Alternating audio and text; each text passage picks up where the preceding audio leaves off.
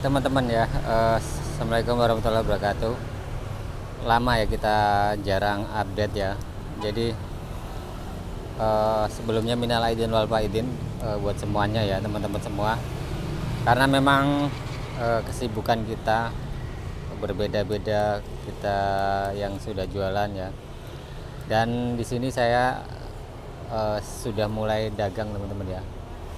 Dari Lebaran hari ketiga itu sudah mulai dagang untuk di Kalimantan seperti itu. Dan setiap daerah kan tentunya beda-beda ya, karena daya beli konsumen dan pola konsumen dalam apa ya dunia kuliner ya. Jadi pengalaman saya sendiri waktu di Jawa itu setelah Lebaran 2 minggu itu jualan tuh masih agak sepi teman-teman. Tapi di sini dari bulan puasa pun masih ya dikatakan masih normal, artinya walaupun ada penurunan sedikit, kemudian habis Lebaran pun seperti itu dan tidak terlalu signifikan ya teman. Jadi kita biasanya juga di Lebaran-Lebaran sebelumnya waktu saya masih di sini dulu gitu kan. Jadi kadang Lebaran 2 hari 3 hari, namanya kita perantau ya. Ini sudah jualan teman-teman ya. Jadi untuk saat ini pun jadi saya gitu kan, saya pas 3 hari kemarin gitu kan sudah memulai untuk jualan. Dan kalau ditanya omset memang sedikit agak beda teman-teman ya, karena untuk Lebaran kali ini ya, memang kalau dibanding dengan tahun ini lalu gitu teman-teman ya, dengan tahun lalu memang sedikit agak menurun gitu kan dibandingkan tahun lalu. Tapi sebelum puasa kemarin bahwa penghasilan memang meningkat ya. Tapi setelah puasa dan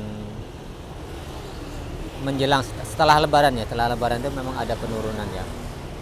Nah jadi beginilah kondisi kita yang di Kalimantan teman-teman. Dan untuk kapasitas membawanya ini memang agak penurunannya. Tapi kalau saya bandingkan dengan pengalaman saya sendiri waktu berjualan di Pulau Jawa dulu, ya memang jauh ya. Artinya gini, sewaktu kita berjualan di Pulau Jawa dulu teman-teman ya,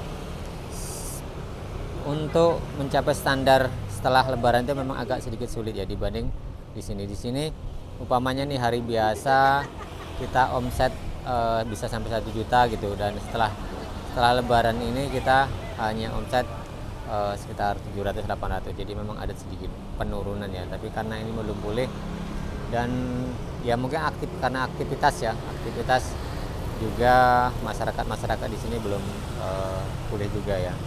Jadi kondisi seperti ini. Jadi jualan sore, dan saya juga masih menata kembali teman-teman ya di sini untuk nantinya membuka tempat yang lebih strategis karena ingin mengembangkan usaha lagi. Dan ini teman-teman ya, saya tadi ngadon tidak terlalu banyak ya. Dan ini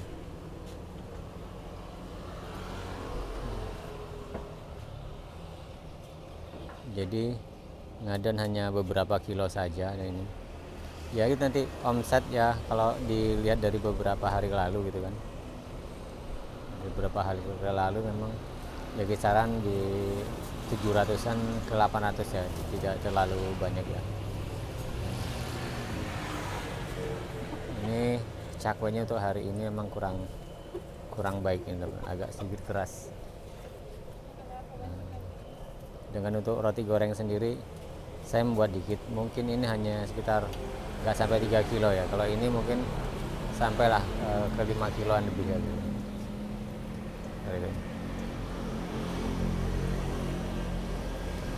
Jadi ini gambaran kita ya teman-teman yang di Kalimantan, khususnya di Samarinda ketika usaha odading dan cakwe. Tahun-tahun ini ya mungkin menyeluruh usaha kita memang usaha dalam apa ya, dalam hal yang memang mungkin ya, kalau saya merasakan memang masih agak sedikit menurun ya dibanding dengan tahun-tahun lalu. Tapi kita masih tetap eksis ya. Dan untungnya lagi ya teman-teman ya, usaha kita seperti ini, usaha cakwe dan odading ya, digoreng ya, itu masih kuat bersaing karena apa? Tidak terlalu menjamur ya, artinya tidak terlalu banyak. Di Samarinda sendiri memang ada beberapa titik ya teman-teman ya, beberapa titik, dan beberapa titik pun itu ada yang memang teman-teman saya juga gitu kan, dan bahkan yang awalnya memang ikut di kita gitu kan. Dan eh, daya saingnya itu masih, ya dikatakan masih, peluangnya masih bagus gitu kan, sehingga kita untuk mengembangkan itu masih bagus ya, walaupun di tengah gempuran-gempuran kuliner-kuliner lainnya, tapi tetap masih percaya diri lah untuk berjalan gitu kan. Dan udah sepatan tahun ini kebetulan saya tidak pulang ya temennya, saya lebaran di sini seperti halnya berapa tahun yang lalu, 2 tahun yang lalu ya. Jadi masih bisa bersaing.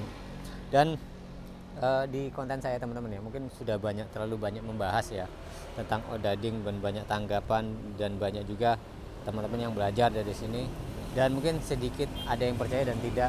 Karena apa, dari pola kita juga, dari hasil kita juga mungkin agak sedikit berbeda ya ketika kita dagang di Pulau Jawa atau di tempat lain sebelumnya gitu kan. Ini di sini memang keunggulannya teman-teman ya, untuk dagang itu dari hasil menurut saya lebih bagus ya. Bahkan kemarin terakhir saya buka di Lampung ya. Dan teman-teman ya, ini kita masih sambil goreng odading ya. Nah, ada pertanyaan juga yang memang ada yang tidak percaya dengan hasil kalau dibanding di sana, dan mungkin teman-teman yang ada di Pulau Jawa ya, dan di sini ada sedikit perbedaan karena memang di sini potongannya mungkin ya, kalau kita sendiri lebih tipis ya daripada potongan teman-teman yang mungkin yang jualan di Pulau Jawa gitu kan. Dan itu yang pertama. Yang kedua, harga kalau dibanding dengan teman-teman lain sedikit lebih mahal sini, karena di sini adalah harga itu 5.004 ya. Nah, jadi perbedaannya itu, sehingga kalau kita bikin satu, kalau kita hitung ya dari per kilonya, tapi bukan per gayung, biasanya kan per gayung ya standarnya. Kalau per gayung itu bisa mencapai dinominalkan 80-an ribu ya seperti itu. Tapi kalau kita per kilo ditimbang gitu kan, karena beda ya, gayung itu paling isinya cuma 7 on sama 8 sampai 8 on.